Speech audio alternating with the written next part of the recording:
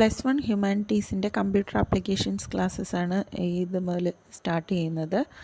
So അപ്പോൾ അതിൽ ആദ്യത്തെ ചാപ്റ്ററായിട്ടുള്ള ഫണ്ടമെൻറ്റൽസ് ഓഫ് കമ്പ്യൂട്ടേഴ്സ് എന്ന് പറയുന്ന ഫസ്റ്റ് ചാപ്റ്ററാണ് തുടങ്ങുന്നത്.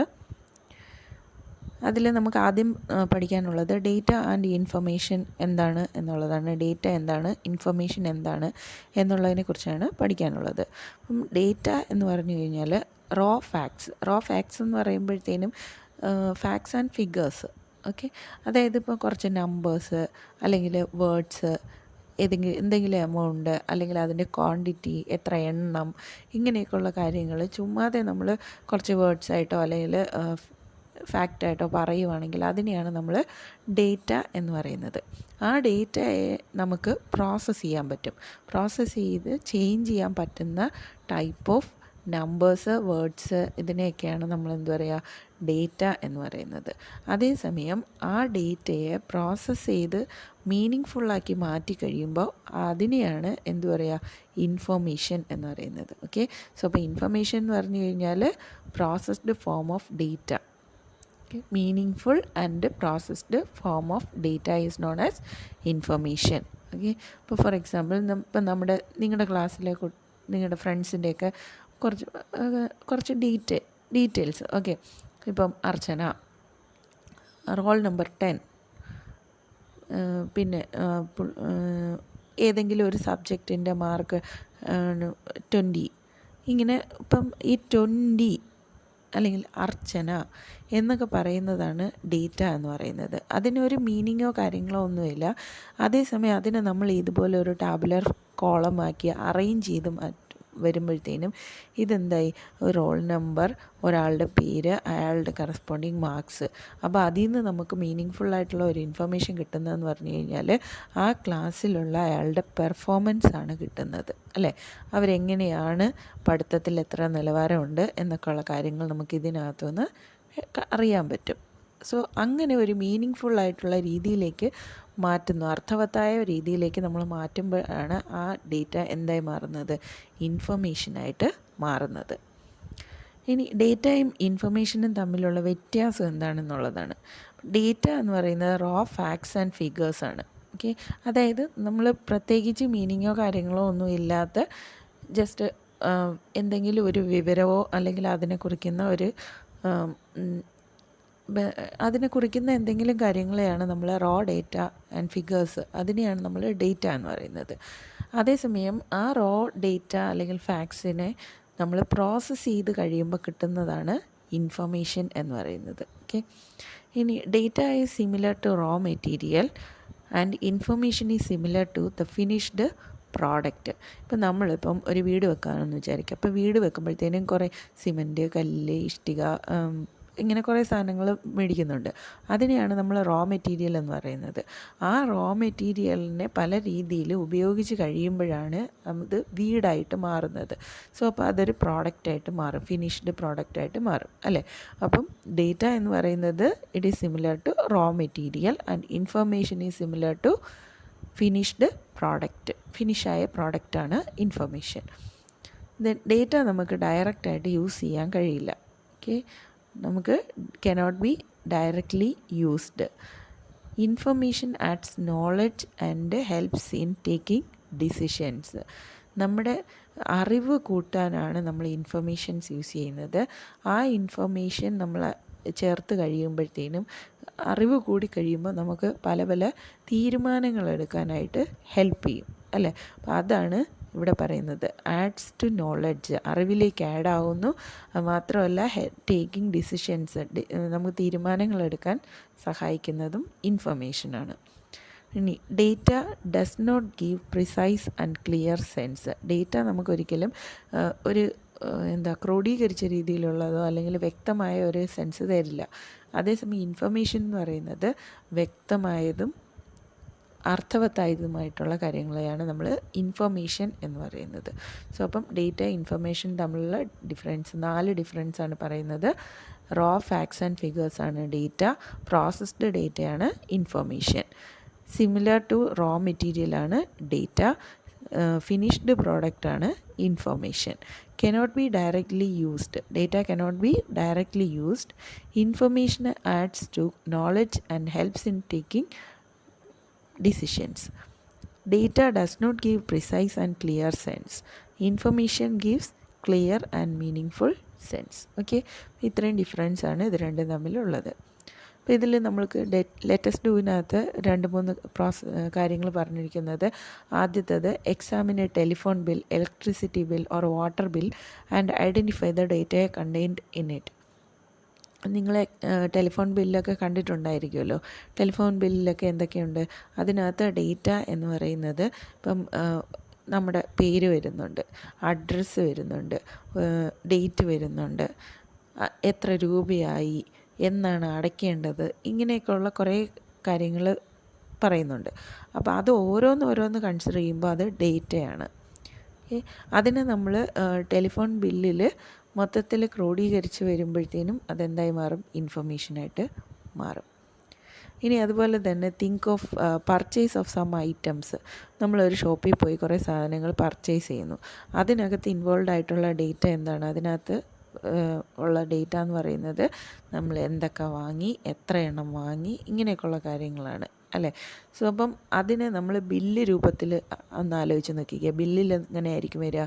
നമ്മൾ വാങ്ങുന്ന സാധനത്തിൻ്റെ പേര്, എത്ര ക്വാണ്ടിറ്റി, എത്ര എണ്ണം വാങ്ങി, ഒരെണ്ണത്തിൻ്റെ വില എത്ര, അപ്പോൾ ടോട്ടൽ എത്രയായി. അപ്പോൾ അതെല്ലാം കൂടി ക്രോഡീകരിച്ച് വരുന്ന അങ്ങനെ നമ്മളതെന്താക്കി മാറ്റുന്നു? ഇൻഫർമേഷനാക്കി മാറ്റുന്നു. Okay, then identify data and information in any real life situation. Make sure that you can clearly distinguish dum. ഇനി നിങ്ങൾക്ക് റിയൽ ലൈഫിൽ എന്ത് സിറ്റുവേഷൻ എടുത്താലും അവിടെ നമുക്ക് ഡേറ്റയും ഉണ്ടാവും, ഇൻഫർമേഷനും ഉണ്ടാവും. അപ്പം ഇതുകൊണ്ട് നിങ്ങൾ ഉദ്ദേശിക്കുന്നത് എന്താണെന്ന് വെച്ചാൽ, നിങ്ങൾക്ക് ഡേറ്റയും ഇൻഫർമേഷനും തമ്മിലുള്ള ഒരു ക്ലിയർ ഐഡിയ ഉണ്ടാവണം. അതിന് വേണ്ടിയിട്ടാണ് ഈ ടാസ്കുകൾ തന്നിരിക്കുന്നത്. ഇനി അടുത്ത ടോപ്പിക് എന്ന് പറയുന്നത് ഡേറ്റ പ്രോസസ്സിംഗ് ആണ്. എങ്ങനെയാണ് ഡേറ്റ പ്രോസസ്സ് ചെയ്യുന്നതെന്നൊക്കെയുള്ള കാര്യങ്ങൾ. So data processing refers to the operations or activities performed on data to generate information. നമുക്കറിയാം, ഡേറ്റയെ പ്രോസസ്സ് ചെയ്ത് കഴിയുമ്പോഴാണ് നമുക്ക് ഇൻഫർമേഷൻ കിട്ടുന്നത് അല്ലേ. അപ്പോൾ ആ ഇൻഫർമേഷൻ ഉണ്ടാക്കാൻ വേണ്ടിയിട്ട് നമ്മൾ ഡേറ്റയിൽ പെർഫോം ചെയ്യുന്ന ഓപ്പറേഷൻസ് അല്ലെങ്കിൽ ആക്ടിവിറ്റീസ്, നമ്മൾ എന്തെങ്കിലും പ്രത്യേക കാര്യം അതിലേക്ക് ചെയ്യുവാണെങ്കിൽ അതിനെയാണ് നമ്മൾ ഡേറ്റ പ്രോസസ്സിംഗ് എന്ന് പറയുന്നത്. Okay, data is the input to the process and information is the output from the process. ഇപ്പോൾ ഈ ഡേറ്റ പ്രോസസ്സിങ്ങിൽ പ്രോസസ്സുണ്ട്. ഈ പ്രോസസ്സിലേക്ക്, പ്രോസസ്സ് എന്ന് പറയുന്നത് എന്ത് ടൈപ്പ് ഓഫ് ആക്ടിവിറ്റി വേണമെങ്കിലും ആവാം, എന്തൊരു രീതിയിലുള്ള ഒരു ആക്ഷൻ അതിനകത്ത് വരുന്നുണ്ടെങ്കിലും അതിനെയാണ് നമ്മൾ പ്രോസസ്സ് എന്ന് പറയുന്നത്. അപ്പോൾ ആ പ്രോസസ്സിലേക്ക് നമ്മൾ ഇൻപുട്ടായിട്ട് കൊടുക്കുന്നത് ഡേറ്റ ആണ്. ഓക്കെ, ചിലപ്പോൾ ഒരു ഡേറ്റ ആയിരിക്കാം, അല്ലെങ്കിൽ ഒരുപാട് ഡേറ്റാസ് ഉണ്ടായിരിക്കാം. അത് ഒരു പ്രോസസ്സിൽ അപ്ലൈ ചെയ്ത് കഴിയുമ്പോഴാണ് നമുക്ക് ഔട്ട്പുട്ടായിട്ട് എന്ത് കിട്ടുന്നു? ഇൻഫർമേഷൻ കിട്ടുന്നത്. സോ ഡേറ്റ പ്രോസസ്സിംഗ് എന്ന് പറഞ്ഞു കഴിഞ്ഞാൽ നമ്മൾ ഡേറ്റയിൽ എന്തെങ്കിലും ഓപ്പറേഷൻസ് അല്ലെങ്കിൽ ആക്ടിവിറ്റീസ് പെർഫോം ചെയ്ത് ഇൻഫർമേഷനാക്കി മാറ്റുന്ന ആ ഒരു പ്രോസസ്സിനെയാണ് നമ്മൾ ഡേറ്റ പ്രോസസ്സിംഗ് എന്ന് പറയുന്നത്.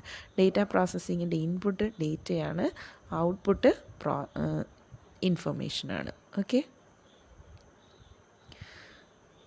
സോ നമുക്കിവിടെ ഏകജാലകം എന്ന് പറയുന്നത് നമ്മുടെ ഹയർ സെക്കൻഡറി എഡ്യൂക്കേഷൻ കോഴ്സിൻ്റെ സിംഗിൾ വിൻഡോ സിസ്റ്റമാണ് അല്ലേ. നമ്മുടെ അഡ്മിഷൻ പ്രോസസ്സിനുള്ള ഒരു സിംഗിൾ വിൻഡോ സിസ്റ്റമാണ് ഏകജാലകം എന്ന് പറയുന്നത്. അപ്പോൾ അതിനകത്തുള്ള ആക്ടിവിറ്റീസ് എന്തൊക്കെയാണെന്നുള്ളത് ലിസ്റ്റ് ഔട്ട് ചെയ്തിരിക്കുകയാണ് ഇവിടെ ചെയ്തിരിക്കുന്നത്.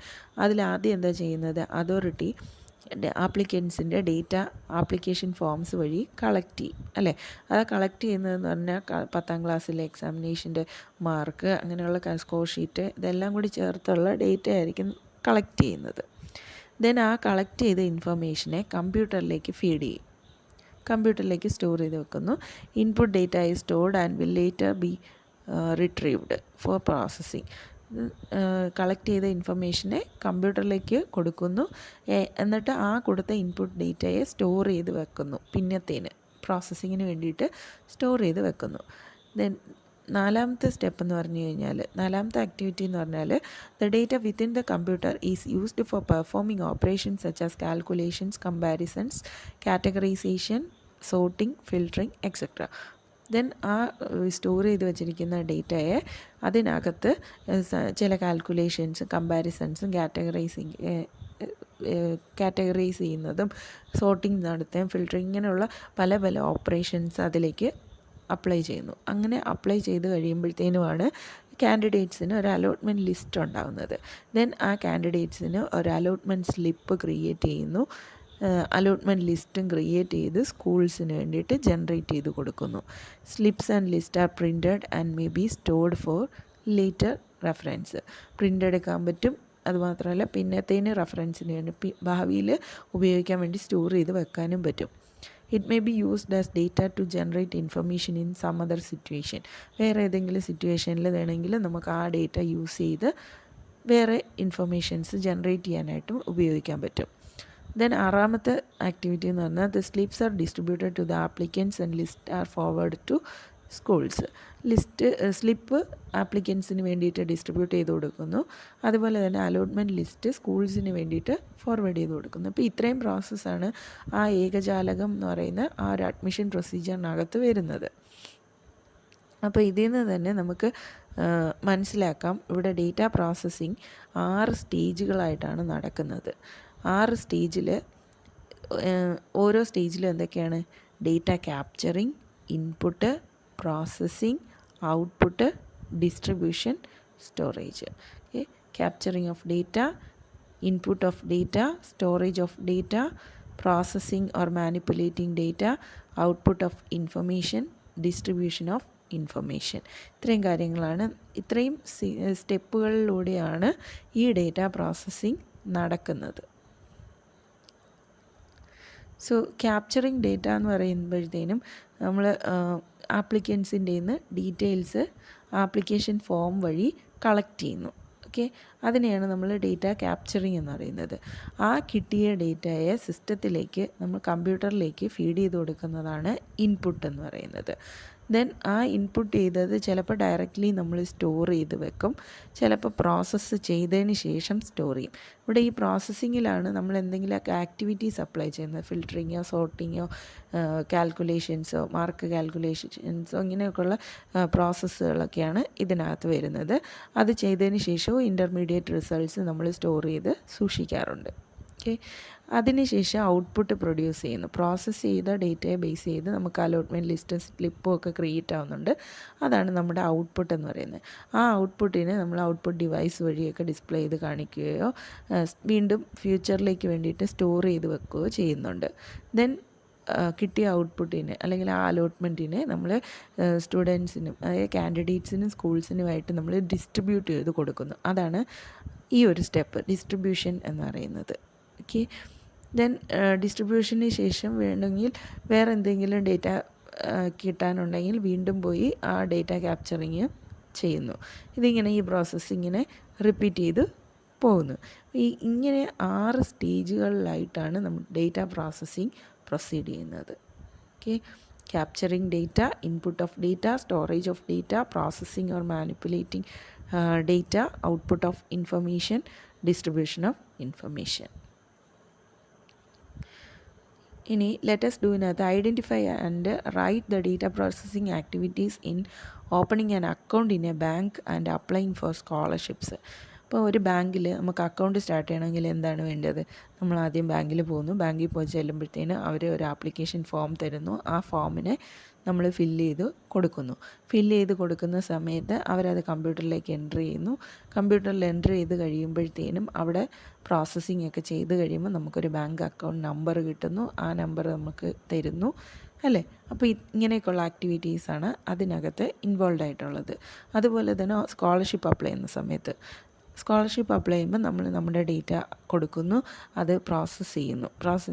നമ്മൾ എലിജിബിൾ ആണോ അല്ലയോ എന്ന്, നമ്മൾ അതിനുള്ള യോഗ്യതയുള്ളവരാണോ അല്ലയോ എന്നൊക്കെയുള്ള കാര്യങ്ങളൊക്കെ അവിടെ ചെക്ക് ചെയ്തതിന് ശേഷം നമുക്ക് സ്കോളർഷിപ്പ് കിട്ടുന്നു അല്ലേ? അതൊക്കെയാണ് അതിനകത്ത് വരുന്നത്.